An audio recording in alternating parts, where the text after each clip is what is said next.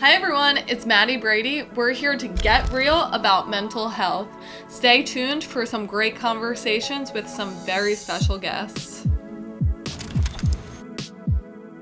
Hi everyone, welcome to Get Real. We are here with Matt. Hello. And we are going to be focusing on men's mental health and his story with PTSD, being a veteran, and really the beginning of your mental health journey. Yeah. So I would love to start off with really the first memories you have with struggling with your mental health and where exactly that came from. Yeah, of course. So we were talking before. So I guess my first feeling with mental health, or first time kind of dealing with it and not knowing what it was. So my story's pretty crazy. I found out that my dad, who was raising me, wasn't my biological father when I was, I think, 12 or 13 years old. It was a real crazy story. My mom was getting her hair cut, and it was a family friend, classic Northeast, you're in someone's basement. It was a hairstyling chair, and I'm doing my homework in the corner, and the woman had known my family for a long time, and so I'm sitting there doing my homework, and she'd said something to my mom, and I had overheard it, but I was old enough to be oh, what's going on? What? That doesn't, what? And my mom, I remember my mom going shh, he doesn't, and so she knew that I had heard something. Yeah. I knew that I had heard something. So in my head, I'm what's going on? I'm just starting to go through puberty. My hormones are raging through my body, right? I'm starting to get some hair on my upper lip, and just all this good stuff. And so then we go home. My mom definitely knew something. I knew something. So I think they were kind of battling at when they were going to tell me. I started acting out. And then they sat me down and they told me, they explained everything. And from there on, I was everyone's lying to me. And this is all, like I said, at 13 years old, I'm going through puberty. I have no idea what's going on.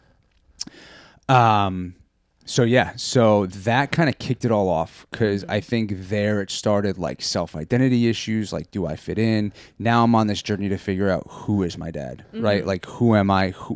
I have this whole other part of me that has been this door is open, but I've never stepped through it, right? Mm-hmm. So I have this whole distant family that I've never met, which just, it's funny because I go to therapy now, which we'll get into, but that story is more common than you think. I actually have a couple buddies who have a pretty similar story, to where, they don't know their dad, or they met him once and then that was it. But yeah, so 13, 14, started acting out and just developed this hate relationship with my dad, who had raised me. And just trying to figure out life. Like I said, the puberty thing was going on, trying to figure out who I am. Everyone's lying to me, trying to okay, who do I identify with now? And just, all this crazy stuff's going through my head. So that's kind of where it started out. My parents sent me to therapy, right? Because that was probably what everyone recommended, and was the cure-all. Mm-hmm. And so I was doing that for a little while, but it's still you don't give a shit. Can I curse on this show? Yes. Okay. Yeah. Okay. You don't give a shit at that age, right? You're just raging against the world. Nobody's right. You're the only person that's correct. Everybody else is stupid. So I was just trying to figure out. Luckily, I had so my mom's dad, my grandpa, call him Pop, and my mom had a brother, my Uncle Chuck. I leaned on a lot because my dad, who raised me, Paul, he's a phenomenal guy. He's my father. I don't look at him as oh, he's my. I never have. He adopted me when I was 4 years old. So he's been my dad my whole life. But I had so during that time, I was always really close to my grandpa and my Uncle Chuck. But I leaned on them a little bit more, just because I was oh, they lied to me, my dad's a liar, all this stuff. So it created rage development between my dad and I. Mm-hmm. And then so then going through life. So I always leaned on my grandpa and my Uncle Chuck. And then, I graduated from high school, didn't know what the hell I wanted to do. My family owns a pizzeria in North Jersey, Park Pizza, if you guys are up there. And was I didn't want to take that over. I needed to leave and get out, because I didn't know who I was. I need to like find myself, right? Because I was just still, I mean, anyone at like 18, 19 is just like, they think they know everything, but I mean, we've all been through it. But yeah, so trying to like figure out who I was and like what I needed to do. So I was like, okay. And my cousin's husband, or my cousin was dating this guy who became her husband, and he was an ex-Marine, and I was just like, okay. And I was like, oh, maybe this is like my path out of here. So he's like my mentor still to this day.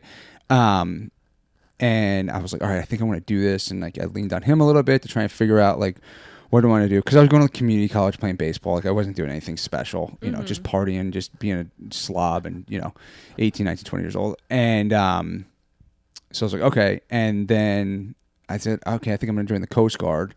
And so we like went to the Coast Guard, and my cousin went to college down in Jersey, and I had like an alcohol related incident because I was like at a party and the cops raided it. So I couldn't join the Coast Guard because they're like, oh, you're going to have to wait a year. And I'm like, if I wait that long, I'm not going to want to do it. Yeah. So so I was like, okay. And then I was like, well, let's go check out the Navy. And the Navy's like, we'll take you. And I was like, perfect. So I had a contract to leave in like 6 months. So I was like, okay, I'm going to like train a little bit, thinking like I'm like going to be this crazy war guy, which later on I think I kind of turned out to be. But in the beginning, it wasn't like that at all. And so I'm like, okay, maybe this is my path out. Maybe I can like kind of like figure out who I am, like deal with my issues. And I think that whole time, all the stuff I was focusing on and like all that like negative mental health energy was getting pushed aside because I was like pushing to do something else, right? So I was like taking my mind off all that stuff, not letting myself think about it, which I still do to this day. If you ask anybody, like nothing's ever good enough, and I'm sure we'll go into all that. But yeah, so I was supposed to leave in 6 months. So we went to like, this is like December. I was supposed to leave in June. Like 3 weeks later, I got a call that says, hey, we have a contract if you want to leave like in 2 weeks. And I said, let's do it. Like, and I was driving home from the pizzeria. I like went to Hackensack, signed the contract, came home, told my mom. My mom's like, what are you fucking talking about? What? And yeah, and then like 2 weeks later, I like got picked up in a Chevy Malibu. They drove me to Brooklyn. I like had a good dinner, and then they flew me to Chicago. Went to boot camp, and wow. Yeah, I know that was a lot. So I don't know if you have any questions. I had a lot, but wow, that is an insane story, an insane origin there. So you really were just struggling from a super young age with your mental health, and then pushed it aside and thought, I'm just going to join the military. Maybe that would, did you think it was going to fix your issues, or you just thought it would make you stronger where you would be more capable of dealing with those issues?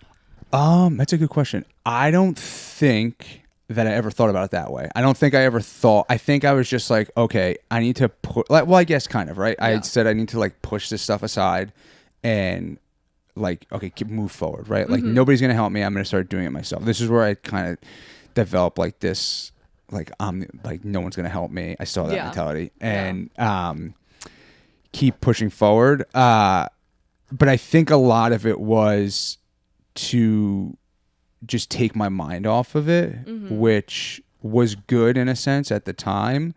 But then like those feelings obviously come back up. So yeah. No, I can relate. I feel like I've had traumas where then you try to push away, and I keep trying to run from it. Yes. And 100%. You can't run away from it. It just keeps coming back to you until you face it head on, which I never wanted to do, but eventually had to. But then when you got to the military, what was it like? Did that make things worse? Did it help to start and then got worse? Yeah, I think it was. So I went into, which was really crazy, is I thought I was 20 years old, and I'm like, I'm going to be the oldest person in boot camp. Like everybody just comes out, and like I felt like I was already setting myself up to like validate my feelings of me being like, oh, I'm going to be this old guy amongst these like 2 years younger than me children, right? In my head, what they were. Turns out I was like one of the youngest people in boot camp. There was like 35-year-old people in my boot camp, and I was just like, God, this guy, I think I don't have my life figured out. Like he's 35, and I'm just like, but you know what? He, like acknowledged that he probably needed to do something, and was like, okay, there's a couple people like that in my boot camp. But no, so I went through boot camp. It was fairly easy. And I didn't. So the way the Navy works is you have to have like a rate, which is a job. I didn't have a job, so I picked like an air contract, right? So they put you to go work on like somewhere in like the airfield. So you're either gonna be like working on an airplane, fueling the plane, something like that. Great job, not what I joined to do.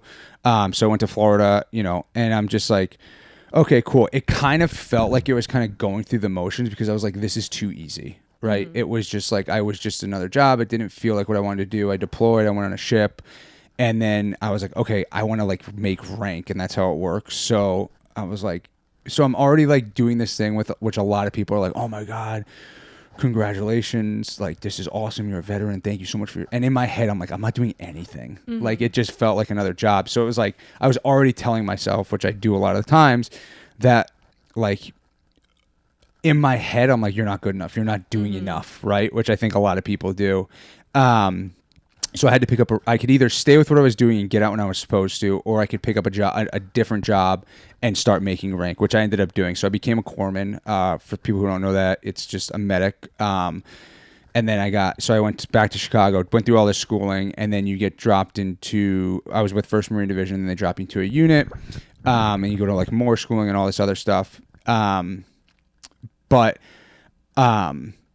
I wanted to I was like, okay, if I'm going to do this, like be in the military, I don't want to just be on a ship and like go to we were in like the Gulf of Eden, and just like sit on a ship the whole time and on the flight deck, which is really cool. Don't get me wrong. I was like in Top Gun, like the movie, right? Like people dream about this stuff, but it just wasn't for me.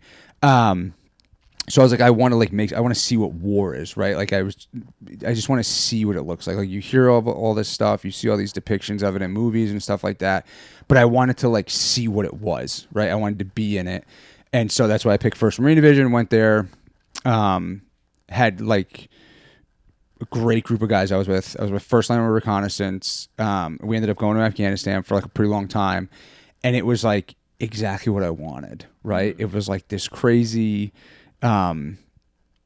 You're just it's just, I can't even explain. I don't want to go too much detail into it, but it was just like a very crazy experience. Right. And so my job with them is the Navy supplies the medical for the Marine Corps. So wherever there's Marines, there's always a corpsman. I was with 1st Line Reconnaissance with a, Echo Company, 3rd Platoon.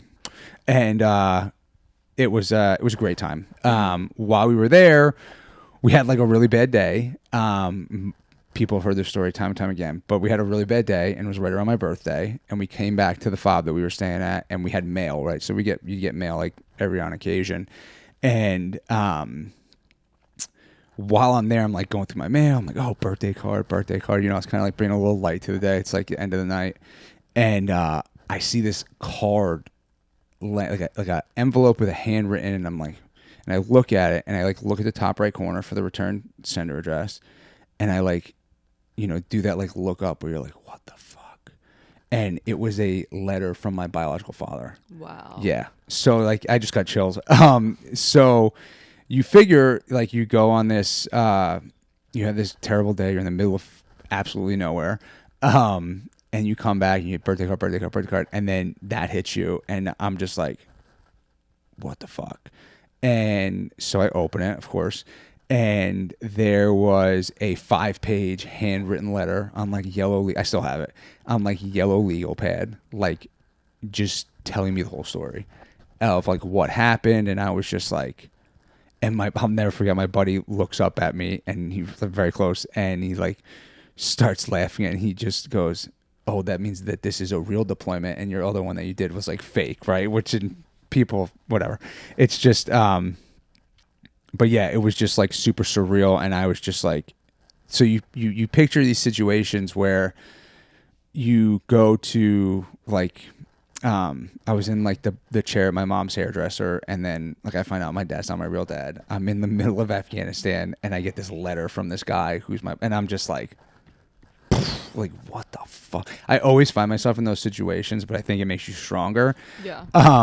So you throw that in the mix with like everything that's going on over there, and then you receive this letter, and you just go, okay, now what? Right? And then you're just like, all right, am I developing this relationship with him? Am I like doing, so if I like go to the internet cafe thing that we had, or whatever you want to call it, and I like run in there, and I'm like, okay, I got to Google this guy. 'Cause like I had never seen a picture of my biological father, like straight on. I used to watch, this is going to be sad, but I used to watch my Aunt Dawn's wedding video to like get a glimpse of him because like I never seen him, right? So like all these emotions are running high. Now, something I hadn't even thought about is coming up in a place I don't want to think about it at. And it just like created this whirlwind. So like I go online and like, I like write this whole like Facebook message back. I call my mom. I was like, Mom, like this guy wrote me this letter. Like, I don't know what to do. Like, because I'd never talk about it with my mom. That's a whole nother issue. But, I just like didn't know like what to do. So like, I kind of like buried it. And like sent that email and then buried it. And it was kind of like back and forth a little bit, but I was just like, I'm not ready. I came back. I was living in San Diego, you know, just trying to like figure out my life. But yeah, so that's like that part of that story. Yeah. So before, when you found out that you had a biological father out there you didn't know, did you try to find him prior to that, or? No, it was never really a thing. Like, my uncle always told me, so it was like, it's just like weird. Like my uncle, it's like classic, like you guys from New Jersey, you know how it is. It's like everybody knows everybody, right? Yeah. And if you don't, you know somebody who knows that person. Just that's just how it goes. And, so my uncle was actually really close with him from what I've been told. And my uncle always says, he goes, Matt, one day that door's going to close and you're never going to be able to open it up again. Meaning like he's going to pass or something's going to happen and you're just never going to be able to have that chance. So that always loomed in the back of my head. But I was always like it loomed in the back of my head, but I think it was creating this chip on my shoulder, making me who I was, if that made sense. Yeah, so like, definitely. because I wasn't identifying any of these feelings, right? Like I'm not going to fucking therapy. I'm not weak. Like I'm not talking about any of this shit. Like nothing's wrong with me, blah, blah, blah, blah, blah. So yeah, I don't really think it was, I never really was looking. I had those moments probably within like the first 2 years of when I had, like found out about it, that like I was like scouring pictures, like, cause you know how it is back then. We had like photo albums with like thousands of pictures in them. So I'm like trying to find from somebody's wedding or like a family part. Cause my mom dated this guy for a while from what I've been told. And so he was like close to the family and, you know, it was just like, but other than that, it kind of like faded. And then this letter came back up. And ever since then, this is 2010. It's kind of just been like looming a little bit in my head. But yeah, well. So do you feel like you felt a resentment towards him and that's why you didn't want to find him, or? No, I just at the time, I just don't think that it was like an issue. Okay. Right? Like I don't think like it was going to make me any more, like it was going to make me any better, if it was going to make me like more resilient. Like it just wasn't, I didn't see the benefit of it. Yeah. Right. And so I think like that happened when I was over there, and then it kind of like diminished a little bit again. And I was just like, oh, you know, like I'm not trying to like this. I need to like get this out of my head right now. Like it's not an issue that I need to be worried about. So yeah. That is a crazy story. So then when he wrote you the letter, you reached out on Facebook. Yeah. Did you develop a relationship? No, not really. I think like a little bit. It was like kind of weird because like that whole side of the family, and it's not weird, like I get it, right? That whole like side of the family was like reaching out to me now because like, oh, he's on Facebook, like, and this is like 2010, so like Facebook's big, right? It's like now it's like, oh, what are you old, like, you know how it is, like you go on Facebook for the marketplace, right? But it was so I have like, it's like really weird. I have this like whole other family, right, who's like a whole half of me that I know through Facebook, but I have zero relationship with. Wow. And it's like so that's where it's at right now. But it's just nuts. Yeah. When you were actually in Afghanistan, I've always wondered, what was your mindset like being in a place like that? Were you accepting that any day could be your last day, or was it scary, or did you kind of block out the fact that that was a possibility?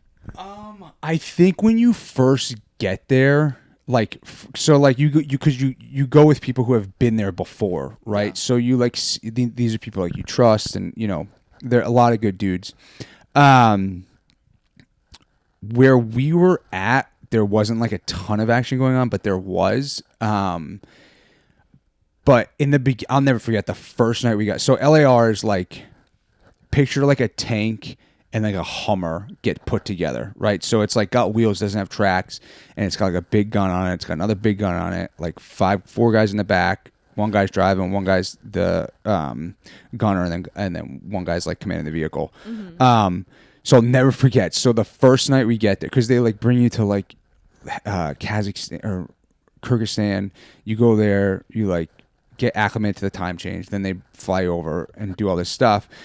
And so the first night we like got there, and then they're like, all right, we're pushing out, and we had like 40-minute drive, and it's pitch black, and I'm just like standing up in the, because like they have like these two things that like flop open in the back, and usually the guys will stand out there and just hang off it. And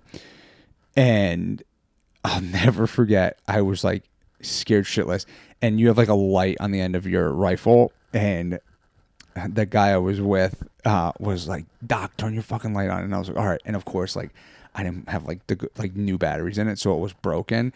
So because they're just like scanning the area, like nothing's probably gonna happen, but it's just to like be whatever. And I'll never forget, like just riding through there, I was like, oh, this is fucking real. And you're just like going through these villages, and these people are like running outside, not like crazy, but it's like it's just nuts. And I'm just like, holy shit, like we're here. Like then it like comes to realization, and then you kind of develop like a shell, I guess you would say, to where like nobody talks about it, right? Because everybody's in the same boat. But like you'll be like, like one time we were like sitting at like a vehicle checkpoint we would set up, right?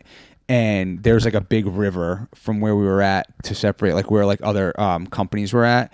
And like you would hear just like a huge explosion, and then the first thing you would do is just like lean towards the radio, because you could hear the chatter and just see like, oh, what happened? And then you're like wondering, then like all this shit starts running through your head, like who's there, who's in that company, who's in that platoon, like, and it's just like crazy. And then like sometimes a couple times you get back, and you know people had passed, and it was just, that was like surreal. But you also think a lot of the times, like I think you develop, and I'm not speaking for everybody, but for myself, it felt like, I felt like so comfortable, like we knew what we were doing, like nothing could happen to us, right? So, you know, and you're with these guys who just are just some like badass dudes, like badass guys.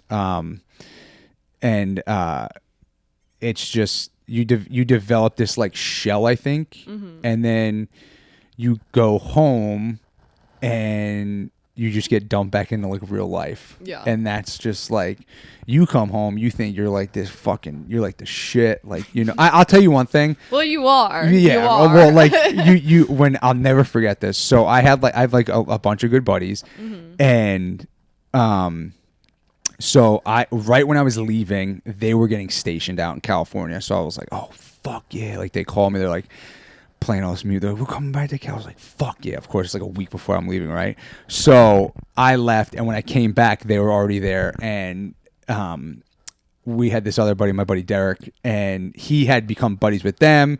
And then we had all the four of us had become really close. I'm still really close with a couple of them. And Derek's just like, oh, that's like crazy. And my other buddies, Nick and George, were like, oh no, he wasn't like that. Like he came back, and like you can tell there was like a difference, which in my head, I didn't think there was a difference. The only thing I think it helped me with is it built up my confidence. Like I felt a lot more confident, because I was like, what more can I do to feel confident? Which I think was great for my mental health, right? Yeah. Because like, I'm like, okay, like I did this, like these fucking thoughts and demons, they don't live in my head. Like, and then, you know, because you're still in, right? You come back and you're still in, you're not deploying, and you're just like working at like the battalion and doing what you need to do, trainings and stuff like that. But I was like, okay, this is probably it. I'm gonna get out. I'm not gonna like do another deployment. Like this is it. I did what I wanted to do. I don't want to be a lifer. I'm gonna do whatever I need to. And then so I was doing that, and then it comes time to make the decision, like if I'm getting out or if I'm not getting out. And I was like, okay, I'm going to get out. I was like dating a girl I was in for a while. and then we had broken up. So like I got out, and it was like, all right. And I was very big on, like I like to have everything, all my boxes checked before I need to check them, right? So like I wanted to be set up for success. I wanted to have a place to live. I wanted to have a job, right? So I got out of the Navy on a Friday. I had a job lined up for Monday, Wow. which a lot of people don't do. I like take pride in it or whatever. I'm just like, whatever. But, so yeah. So I had like no, and I didn't give myself, which I think it becomes like a common narrative with me, is I didn't give my time to like think or like have time to like feel, right?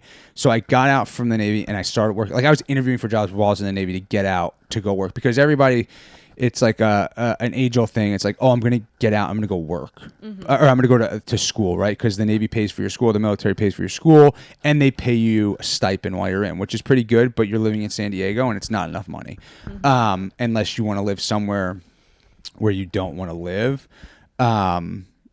But yeah, I was like, I don't know if I'm talking too much. I don't know if you've. I don't want to overtake the conversation. I totally get that. Where like how I was saying, when you try to push the trauma away, like I also function like that, where if there's something I don't want to think about, I work more. Like in times where I was going through different things, I tried to work 7 days a week and just like try to be on mental overload, where you just don't even have time when you go to sleep at night. Like you're too tired, or you have to block it out and just watch TV going to bed or whatever you do to just black out everything.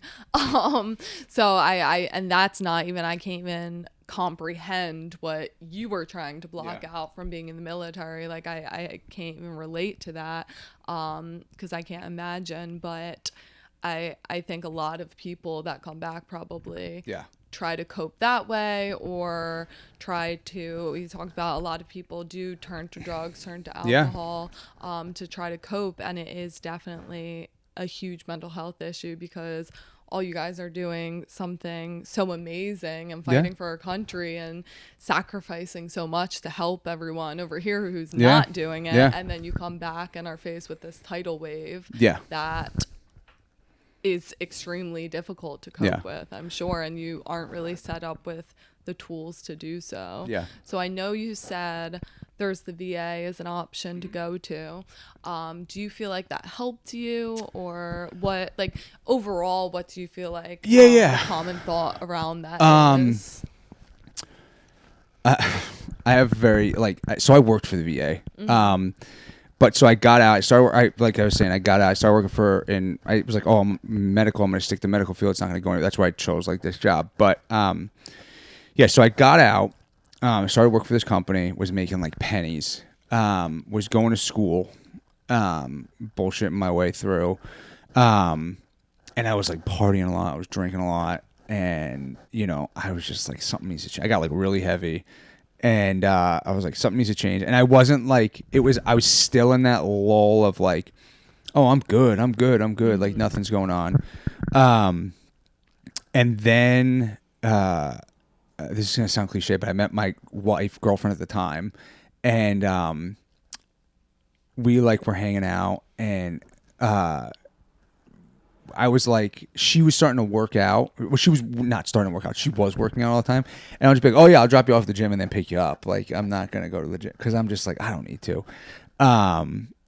And this is going to sound so conceited of me, but I was like, if I'm still like picking up chicks and like, I don't need to work out. Like I was like, and you're in San Diego, and it's like, if like, I feel like a lot of people move to San Diego and like they either get in shape, they're in shape. And if they don't get in shape, they're like, oh, this place sucks, and they leave. Right. Because it's like, everybody is like cosmetically enhanced and fucking trying to look the best they can. It's the greatest place on earth, San Diego, if you've never been, for anybody. But I was like, okay, if I'm not like getting laid, I'm not like picking up tricks. It sounds so conceited, but I was like, once that stopped happening, then I need to like do something about it. Yeah. But I had met my girlfriend, my wife now, my girlfriend at the time, and she was going to the gym, and I was like, oh, why am I dropping her off at the gym? Like maybe I should go to the gym. And then I was like, all right, let me like see what I could do, like what's gonna like help me change. And I was like, oh, let's go join this cult called CrossFit, right? So I started doing because this is when it was hot. Cult, this is when it was hot, right? I feel like it still is a cult, the best kind. Yeah, and so I started working out at this gym, and I like caught this like bug, right? Because like I still didn't have so I was like partying, I was doing all this stuff, you know, doing all this stuff, and then I was like sweeping those feelings under a rug, right? Sweeping them. Got a girlfriend, so it like gave me more time. Then I started working out. I was like, oh, I can mask these feelings even more. Like I don't have to worry about any of this. And then we moved in together, and I started having like really, really, really bad like dreams, like PTSD dreams, where like I just like couldn't get out of them. Like my wife didn't know what was going on. And at this time, like the VA had prescribed like a cocktail, which they call it, which is like a couple of different pills to like kind of, I mean, for some people it probably works. For me, I just don't like doing that stuff. It's just not my cup of tea.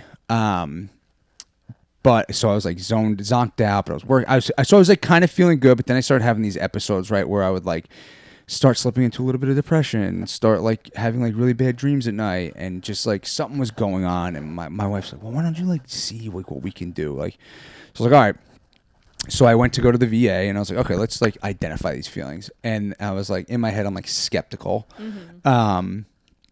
And so I start getting treatment at the VA, and I start going into these things, and we're like talking, but they put me in like a group therapy. So there was like all different walks of life, and not everyone's story was on the same page, right? So it's very difficult to relate to somebody when they're like have a totally different experience and have, let's just say, post-traumatic stress disorder versus, you know, guys and girls that went to war and like saw some shit versus, and it, so like it like, there I was like, see, I don't need therapy, like this is dumb, like I don't need to talk to these people, like this is, I'm like, I tried it, like this isn't for me, like I'm not going to do this. So then again, I swept it under the rug. I kept working out, kept doing a bunch of stuff, eventually got a dog. I got a dog, and I was like, oh, this is perfect. Like, you know, I just kept doing things to, which I think is a very common narrative for people who have like, you know, mental health issues or identity, anything, right? Yeah. That they just keep finding something to like keep them moving forward so that they don't have to think about the real problems at bay, right? Yeah. So then time goes on. I kind of like have a pretty good grip on my feelings. My wife really, really, really wanted to do premarital counseling before we had went to before we got married. She like heard it from somebody, and I think, you know, it's funny when we tell people that, because so many people have a negative connotation with therapy, and they say, oh, you're in therapy, oh, what's wrong with you, what the hell, like, and especially if you go as a couple, it's like people are, oh, you guys getting divorced, like what's the problem? And like it's so hard to tell people like, no, we're fine. We go to this because we know we can be better. So like we can learn how to fight better. We can learn, and it sounds so cliche. Like I like the people on the internet, I think some of them it's just a little too inflated with what they talk about and that stuff. But just being real and just being like, yeah, we have a problem. Whereas like some couples, they just like mask those feelings and they don't talk about anything, and then it just creates this resentment towards everybody, and it's like this huge thing. So anyway, we started going to this girl, Lindsay, who literally, it sucked that we left San Diego. It was like very hard for us to leave her, because we were supposed to do 8 weeks premarital counseling. She's like, oh, you guys only need to do 6, like you guys are good, like, and in my head I was like, whoa, what do you mean we're good, like what, you know, you're like, I want 12. Yeah. She's like, I'm like, I want to wait, like are you like trying to push us through? She's like, no, Matt, like we ended up sticking with her for like 3.5 years. Like just every other week. Like it was awesome. We loved her. It was really great for us. Like she saw us through everything. But that's when it started bringing up like my story again about like my dad and like all this other stuff. And my wife will tell you to this day, like she thinks I still, and I know I do, have this like I have this big chip on my shoulder, right? That I'm not good enough. It goes with work. It goes with everything, that I always have to like prove people wrong, because I always feel like I was lied to. I'm not good enough, and I always have like I have like a very serious imposter syndrome in any room that I'm in, and so I deal with all that, right? So bringing all those feelings back up, it started like bringing those things back up even more when we were going to therapy. And then Lindsay started recommending me to a couple people, and like someone recommended like this finger thing, which works for people, but I'm also a little skeptical, like, you know, all this stuff, because I like, it's I think a piece of me too doesn't want to revisit that trauma. So why am I going to put myself in a situation where someone's going to get me to that point to make me feel vulnerable? Because my biggest thing is I don't like to feel vulnerable. That's why I like, you know, like, and when I say vulnerable, I think that means like identifying those feelings, right? Because then you're like, you get put in a place where like you can't control what you're going to think. But yeah, so we started revisiting therapy. If I'm rambling, just tell me. No, I don't know. you're Okay. not. I This just, is very interesting. so yeah, so I started revisiting therapy, started going to see a couple people, and it's like weird. Therapy's like dating, right? If you don't like that person or like you can't relate, like I'm sure people that listen to this and anybody just talking to people, it's like if you can't relate to that person or don't have like some form of connection with them, it's very difficult to open up and like do that. And even for me, I feel like, and respect what they're saying. Like, not that you don't respect what other people are saying, but like to find someone that you trusted enough to trust their opinion. Yes. Because you've thought a certain way for so long, and in order for someone to shift your opinion of a thought you've thought for 25, 30, however many years, you have to actually really respect and trust them to think that. 100%. 100%. I found a really good woman that I see every other week down by me, which is really good. But yeah, so I started bringing up all those feelings again, and then it was and then my wife got pregnant, which she kept saying, she's like, you're gonna start feeling different, you're gonna start feeling different, you're gonna start feeling different. And I'm just like, no, I'm not. I'm like, shut up. Like, you know. And so I have like, so we get pregnant, pregnancy goes through, we have the baby, and everything's great. And I am like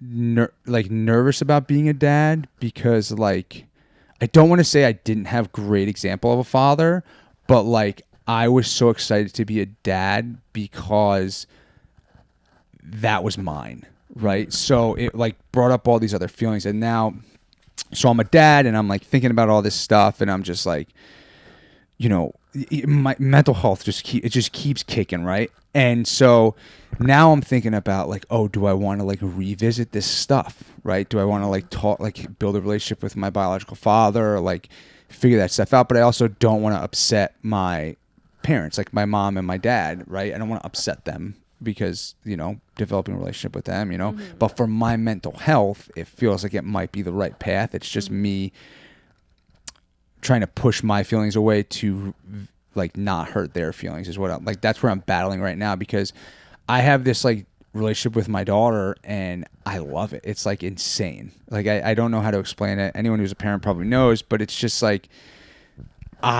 she's my daughter. Like it just feels so weird and crazy and happy, and it's just like I had that connection with my dad and my grandpa and my uncle, but it was never like, it was like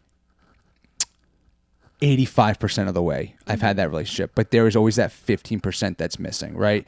Because I'm not going anywhere with my daughter. She's always going to be in my life. And it's like, she's not going to have another man take over and be her father, right? Unless, you know, knock on wood, something happens to me or anything like that. But so like, I am always like, I want to do this the best. I want to be a good father. I want to be a good dad. Not that my dad wasn't, but just like, it's a different situation. Like my dad and my brother. So I have a brother, and that's my dad's biological son, right?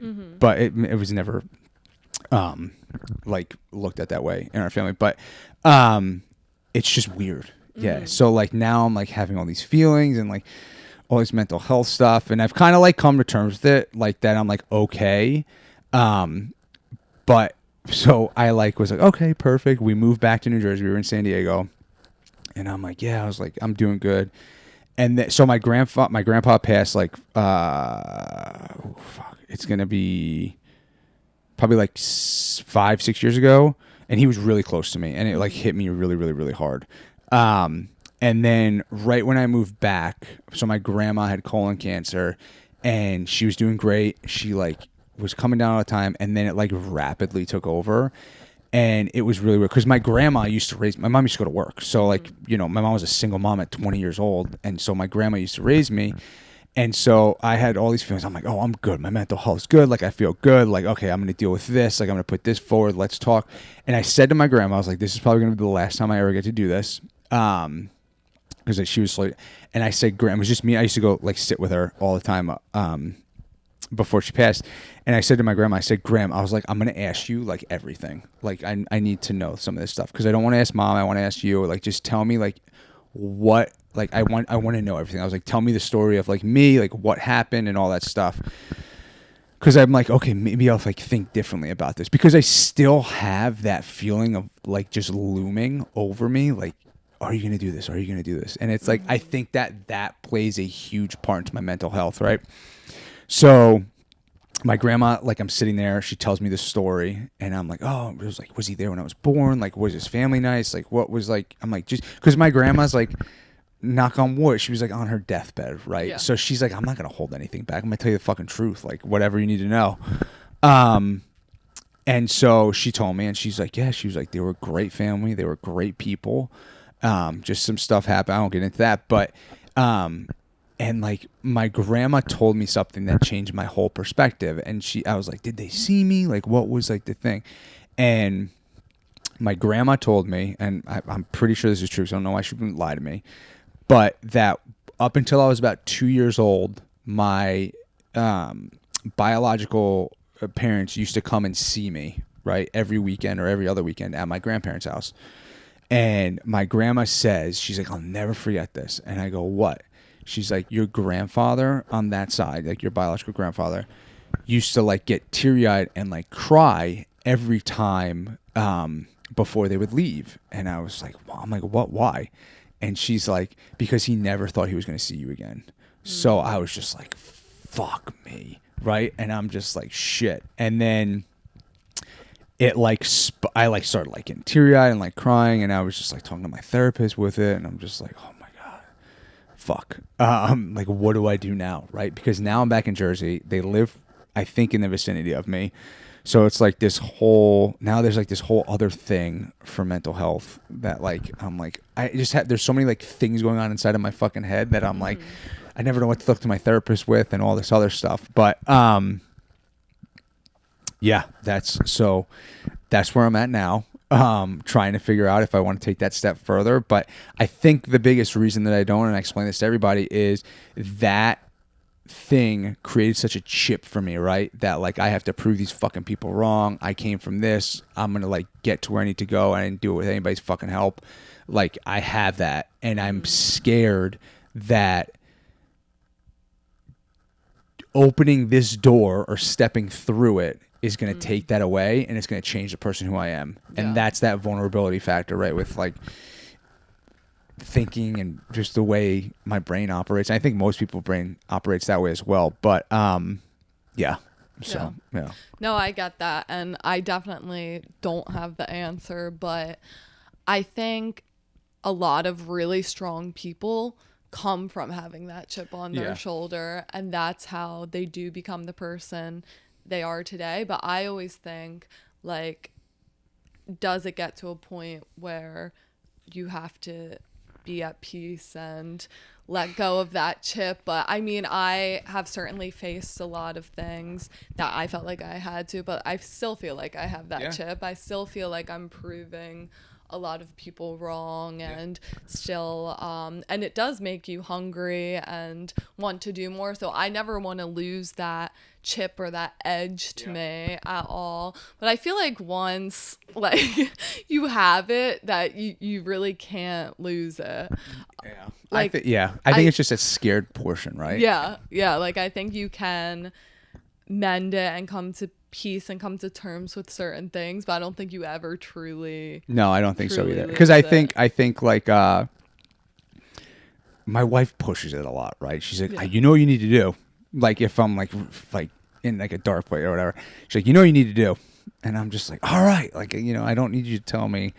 But I think it's like you said, like I think I've come to peace with it, but I almost feel like people from the outside see me and they don't think I've come to peace with Yeah. it, which probably means I haven't come to peace with it, right? Mm-hmm. But I don't know. Yeah. It's just like a crazy whirlwind of emotions, and Yeah. you bucket all that on. It's just like I could have went a very different direction with that information and like just gotten into like bad stuff and like done all this crap. But I was like, okay, let me go down this other path, like where it's like I don't know what's gonna happen next, or like I mean, what I do for work. Like I never thought I would be doing what I'm doing, which is just like nuts to think about. But yeah, I think it's like going back, right? I think the reason that I've gotten to this point is because, and I know we want to talk about mental health, and we kind of went off topic a little bit, but that being able to identify and feel okay with being okay with not being okay, but knowing that it's going to be okay. If that makes, I don't know if that made sense. No, that makes total sense. And I think like there's, like I was saying earlier with like going to like, we did premarital counseling and we did therapy forever. Like I'm not saying everybody has this, right? Because any therapist that listens to this or any therapist out there is never going to say, oh, therapy is bad for you, have a negative connotation. But I think in the realm of the world, talking about your feelings is very difficult to do, and people who call you weak for doing it are scared to talk about their feelings themselves, right? And most times those people that don't want to talk about their feelings or are resentful to talk about their feelings are the ones that need to talk about their feelings. So it's just like it's there needs to be a way, and there's these betterhelp.coms and all this other stuff, which is great, right? Because you can kind of like secretly get therapy through like an app on your phone, or you go see someone and like they don't talk. Like it's just trying to figure out a way to make it even easier than it already is to get the help you need, because you can see, I mean, people probably see those commercials. Like if you're watching football on a Sunday at a bar and a BetterHelp commercial comes on, like no one's going to say everything, but there could be one person in that bar who's like, oh, you know what? Maybe that's the sign I needed, and like put like in their phone, or like they listen to this and they hear somebody's story and they're like, oh, maybe it is okay to go talk to somebody. But I feel like there's still like a negative connotation with therapy, which I don't think there should be. I mean, I don't know what your experience is with therapy, but 100%. I mean, my dad was a sergeant in the state police, so very different, but still that military mindset. So I was brought up, and I came from a super small town, so it was definitely like the mindset that you go to therapy if something's really wrong with you. Like if you're really messed up, you go to therapy. So I never wanted to admit to myself, even when I realized something was wrong with me, I didn't want to admit to myself that I needed someone's help, because I would think the same thing, that it's so weak, I'm so much stronger than that, I can fix it myself. And I was like a teenager trying to fix these internal you have issues no idea myself. You just think you know everything, and that everybody's wrong. And exactly. So no, I had a very similar experience, but I feel like the strongest type of people are the people that have issues, deal with it in a way where they are doing big things, they are using that chip to better themselves and move forward, and don't let those past issues cripple them, but use it to really enhance their character and move forward, but then can take the time to self-reflect and sit here and say that I'm not perfect, that I still have mistakes. And even today, like I talk about mental health, but I'm still working on it. Like it's a never ending journey. I completely agree. I think also to what you're saying and what we're talking about is like, and this is going to sound so cliche, right? I think Instagram and like social media paints a very weird picture of it, right? Because like in my community, right, the veteran community, there's like a lot of guys who are like, do this, like get strong mindset, but, and I might take a lot of heat for this, but I think they're great guys, and they have they're very popular and they put their best foot forward, but they're very hard to relate to, right? Like people think like, oh, the only way that I'm going to cure my mental health is if I'm this hardcore dude who has to do all this stuff, where like you can have a better life just talking to somebody once a month, right? And you don't have to run 50 miles or like climb mountain, like, to be like the hardest dude ever. Like, and it paints this facade of what people may think they need to do to get their feelings, and then they're like, oh, that's unattainable. Like, I don't have time to do that. I don't have time to do this. Where really, in retrospect, you can just take 45 minutes and have a phone call like a Tuesday night with somebody, or a video chat, and you don't. So I'm not saying what those guys do is wrong in any shape or form, but I do think that there is better ways to go about it. But it's also like they know what they're doing, right? They know their audience. They're fucking jack dudes and fucking you don't see any guys that look like me just like talking about their feelings on it. Like, they're not gonna blow up, right? Like, it's not, unless like I like did something insane that like everyone knows me for. It's very difficult because it's not sexy. People don't want to see it. So I think like I don't want people to like get scared to like take the step because they think they have to do all this badass shit to like be, oh, I'm fucking, my mindset's good now, I'm good. Because you might just be, his method may not be the method that works best for you, and you might be masking those feelings like we talked about earlier, like sweeping them under the rug and putting them back, and just, oh, I'm gonna be able to run 30 miles this week. Oh, I'm gonna be able to bench 300 pounds. Like, I have clarity. But no, dude, all you need to do is talk about your feelings. Or girl, no, I'm not saying just dude, but like, or female needs to. You might just need to talk about your feelings, and nobody. There's not enough emphasis put on that because it's not sexy. It's not, it's like working on yourself, but it's like the part of working on yourself that, like people don't want to see. Like, there's like this guy, right? He's like, I forget, it was like a professional footballer, from Europe. And he goes, success is like this much. He's like, the work is like this. He's like, this is success. And he's like, what I'm talking about is all of this shit that people don't want to see, right? They want to see this. And so it's figuring out a way to make this sexy and or whatever, so people will be like, oh, okay, yeah, I do feel comfortable about this. Like my one buddy says, he's like I post on Instagram. I'm running the New York City Marathon, right? So I post on Instagram, and like it's the worst content ever. But my buddy's like, dude, you're the realest person on there because you just, it's like you're not like painting this font or having a drone. And there's nothing wrong with that. There's absolutely nothing wrong with that. It's just like I'm not doing it to be something, but it's just like I'm not trying to send a message out there. I'm just trying to be myself, and just like, if I don't know if it can. I said this when I was talking to the release people. I was like, if one person hears this and I was like, oh, you know what, I am going to talk to somebody, or I am going to take that step. Like, it'll make a huge difference. But I always say we need to figure out a way to kind of get people to be more comfortable with like reaching out or like talking about their feelings. And I think the younger generation, and I'm like aging myself, right? I'm not even 35, but I'm going to be 35, but I think like the younger generation, like probably like Nick, you're probably 23, 22. Yeah. Like your generation is probably, and it is, even my brother's 25, they're much more comfortable with like being themselves. Whereas I don't know how old you are, but I'm 26, you don't have to, but I feel I grew up with like older cousins, older siblings. Yeah, older it's friends, like, it's so I feel there's like older. there's like a shift, right? Between like the age groups. And I think it's, we're not going to get into that, but I think like sometimes it's a little too much, but I think they're much more comfortable with talking about their feelings and who they are and identifying with themselves, which is good. Whereas like my generation completely missed it. So my generation was the weirdest generation, right? We had like before the internet, and then we had like, are we going to work like our parents, or are we going to work like the generation below us? So it's like weird, right?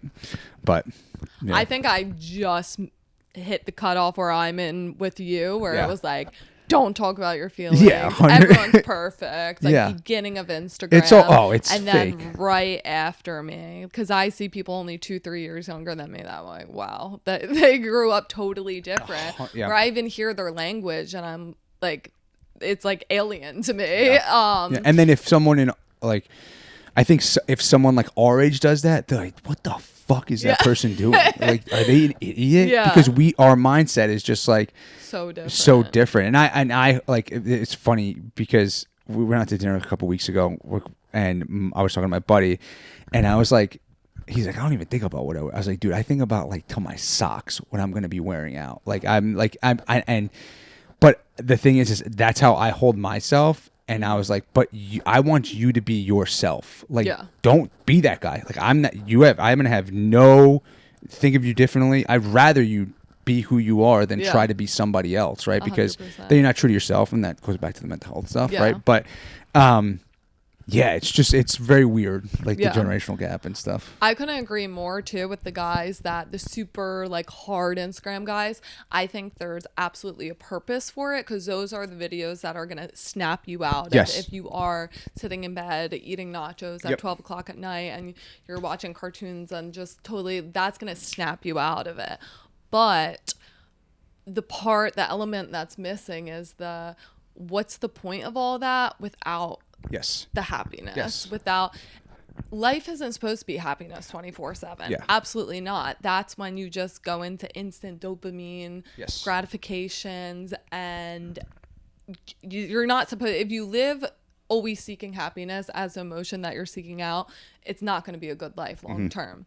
However, being able to go for a long run and laughing with your friend and having a conversation while you're running and laughing and smiling and having a family and all of that, that without that part, what's it all for? Yeah. Like, there has to be both. And I think in order to get the happiness, in order to be able to go on lighter runs where you're having fun and be able to be a father, be a wife, a husband, you have to have the mental health aspect. Yes. You can immediately, like, I think it's fantastic that these guys are running 100 miles Yeah. through the Sahara Desert and this and that. But if there's no end goal, because at the end of the day, nobody knows what the point of our purpose on this planet is and all of that. But the only thing you know for sure is about trying to pass on what you've learned to somebody else. So if you just spend your whole life trying to do the next thing, and you're not passing that knowledge down to anybody else, or formulating relationships, although they're helping people through social media and all of that, but if you're not having relationships, what's the point of it all in the end?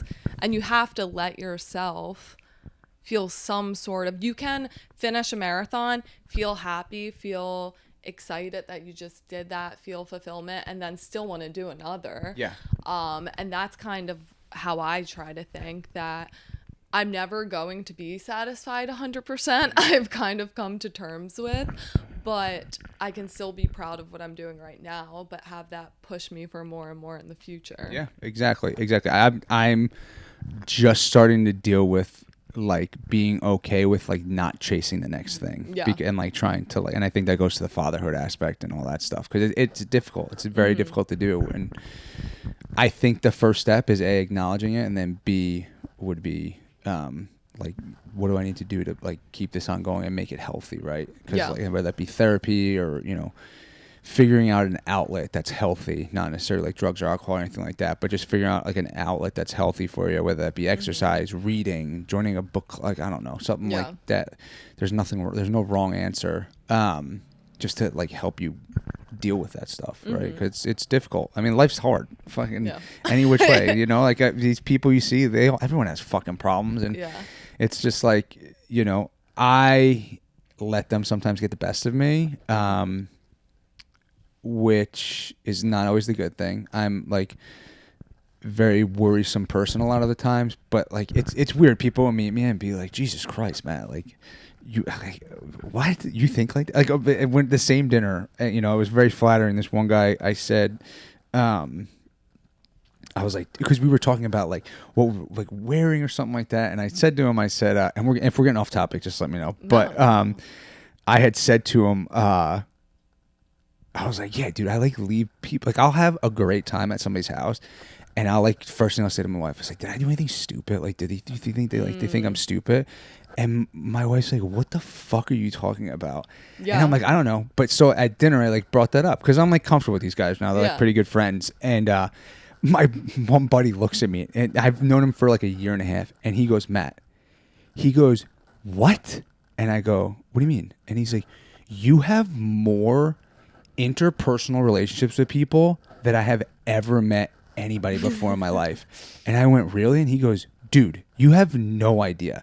And I was like, because I don't view it that way, right? Like, I just like view like, am I pissing that person off? Am I like, it's that's a mental health thing too, right? It's like thinking like, and I think that goes back to the, am I good enough? Like, do they want to hang out with me? Like, do they want, man? It's like this feeling of being accepted. Whereas like, I've slowly tried to creep at like, who cares?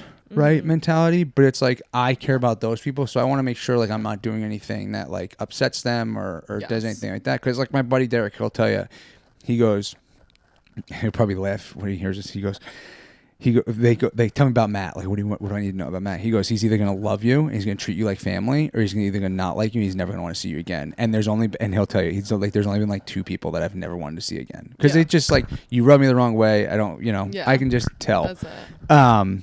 But yeah, that's like another issue, is like feeling accepted and all this other stuff. So no, it's that's like definitely it's just very demons that difficult. you deal with that you don't even think of. Like, it's like people probably deal with that all the time. They're like, oh, this is normal, or like, oh no, like, and then they go to a rabbit hole. Luckily, I have my wife to like bounce that over to you to like smack me back into place, right? But that's why you need other people too. Yeah, of course. It's like, it's difficult. I mean, like even like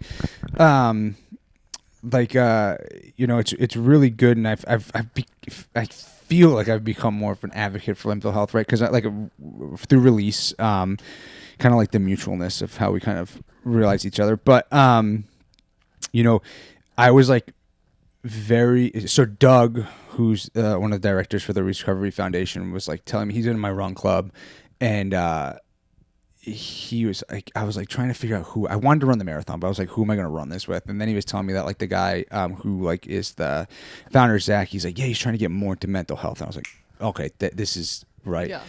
And I had like was choosing between them and another foundation of who I was going to run with, and I was like, it was like weird. I was like, I feel like, who am I going to do this with? Like, and I like chose Release because I had like been following them, been around Doug a lot, and I went to the first Monday night run that they have in the park, and it was like really, I've never been around that. I'm like, I don't identify as sober. I don't really drink or do anything too much, but I had never really been around people who have had like addiction issues or alcohol, like just battled with that, right? And it was like really weird, because I was like, oh, I have these mental health issues, and then like I think I'm like have stuff going on, and these people are battling like even more stuff, plus probably similar to what I have on.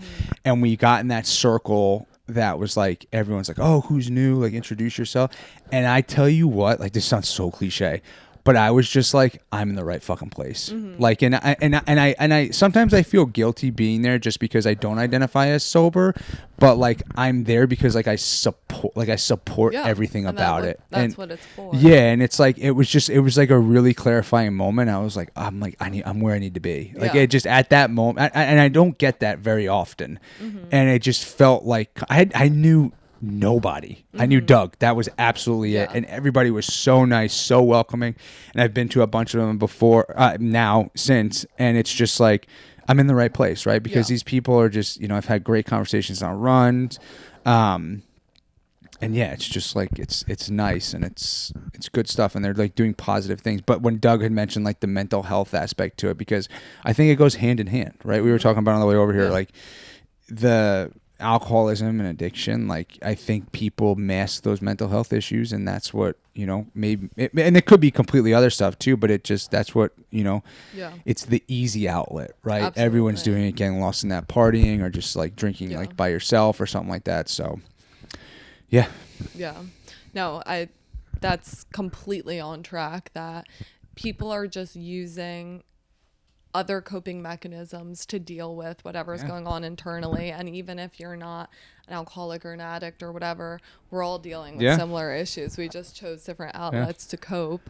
But what would you say, because when somebody looks at you, they wouldn't think have mental health issues. They would think, oh, what a strong guy, and look at, he has a family and a daughter and a wife, and looks fit. And what would you say to somebody that feels like you, that hasn't taken the first step, that feels like externally everybody thinks that they have it all together, but internally are drowning? What would you tell them is the first step? I would say like, you're not alone, right? Like, because it's if you want to get help, it's there. Just do it. I think it's I always tell everybody, like I have a buddy who had recently gotten sober, and he like completely changed his life around. And it's like a guy who, out of my friend group, I thought I probably would lose touch with him, and I probably have the closest relationship with him, one of the closest relationship with him.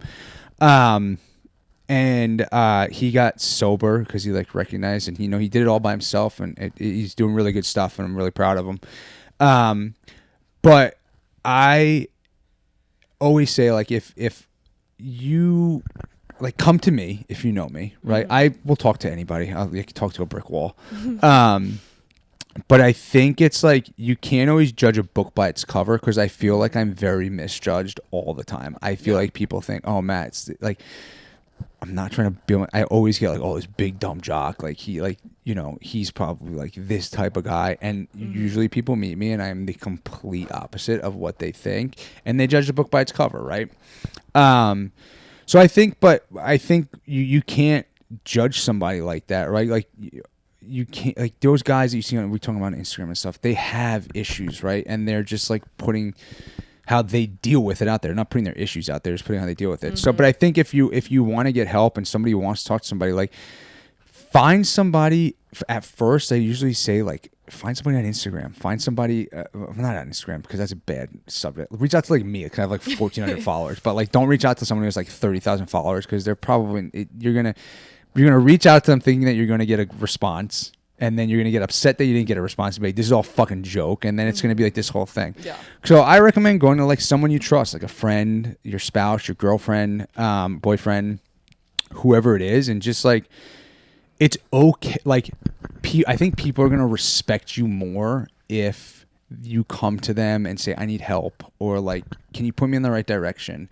But it's not easy. Yeah. It's not easy. Like I've also learned that like I put a lot of my stuff out there so that people can't use it again. Like don't use that against me, which I'm sure you're familiar with. But a lot of people don't do that. They like mask it. They're like, I don't want people to know that about me. I don't want people to know. And it's like, I'm a fucking open book. Dude, like, don't here's everything. Yeah. Like, so, and I think, I watched something a long time ago and they were like, well, how do you? I was like, because I put everything out there so they can't use it against me. Exactly. Right. And that's how I think about it. But I don't think anybody would use it against me. Right. But at the same time, it's like, it's difficult to put yourself out there. It's difficult to feel vulnerable. It's probably one of the hardest feelings to feel, I think. And people who do it on the regular, I think, probably have some screw loose or something. But yeah, I think it's just like being okay with not being okay. And just like, it's okay to ask for help. Like you just have to figure out, I think it is you have to go to the right person.